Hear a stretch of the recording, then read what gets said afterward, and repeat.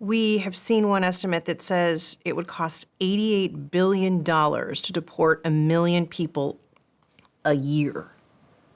I don't know if that's accurate or not. What price do you put on national security? Is it worth it? Is there a way to carry out mass deportation without separating families? Families can be deported together. Let's get into the nitty-gritty of this, because you saw it from your county, but then we saw also the Rio Grande Valley goes completely red.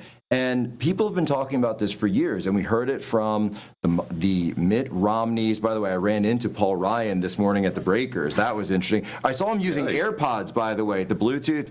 Paul, Ryan? let me just tell you something, Paul. Was he doing some arm curls or what? He was actually. But he was arm curling like a 5-pounder. It was bad. That's right. And he was wearing the AirPods with the Bluetooth, and it's like, dude, you got to use the wireless. Those are not good for the wired, because those are not good for your neurological health. Paul, I care about you. I care so much. But those guys, Bo, they used to tell us that the only way we'd ever win Hispanic votes is if we go for amnesty, if we go for Spanish language everywhere, we totally embrace all this.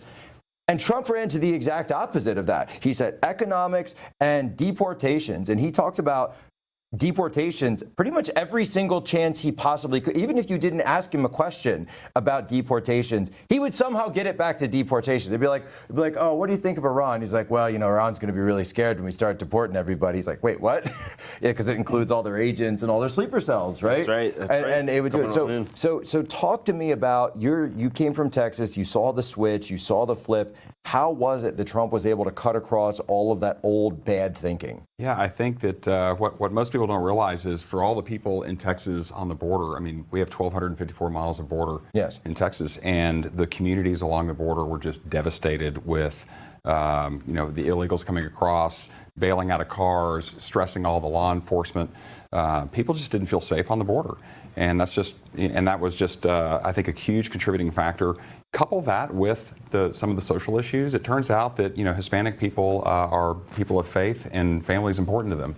And the radical leftists just attacking family at every turn, I think, just was like the perfect storm for Texas. That's right, faith and family. Yeah. Very strong. This is something that I mean, George W. Bush used to say this all the time, that a lot of Hispanics are personally conservative, and they have conservative families, and they have those conservative values. We didn't see it in the voting, though, because this is something that I think really needs to be harped on, is that a lot of the Mitt Romney, the Paul Ryan type of politicians, they were seen as weak. And you saw a lot of Hispanic men flip over, and that's because they viewed Trump as a strong candidate, not just a candidate, but a strong leader, someone who would actually go in, who would stand up to, well, just about anybody and come in. And if you look, I said this on a show we were doing yesterday with Dr. Taylor Marshall, who was also in Texas, and we said, look, you look across the Spanish-speaking world, and the Hispanic males tend to go for the strong leaders. It makes so much sense. They're not looking for someone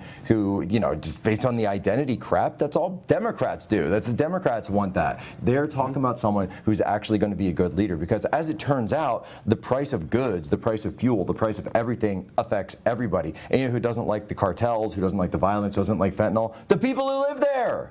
It's ridiculous. It's completely ridiculous. So talk to me a little bit about how all of that. So what are the politics of Texas, and how is it changing with this new Trump resurgence? I'm going to get in trouble for talking about this. Yeah.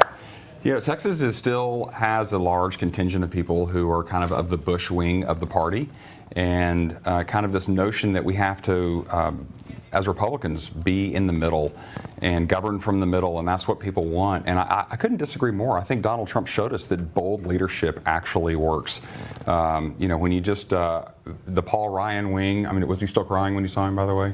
He was. He looked at his face was dry, but his eyes were red. So it was a long night. It was a long night. It was a little puffy. Yeah, a little puffy. But it just turns out that people appreciate Donald Trump's leadership. He says what he's going to do, and he does it. And it just, that's the kind of politician I think most people, when they elect people to office, they want them to do what they said they were going to do. And when they don't, then you end up with people, like maybe some senators that we've been talking about recently. Oh.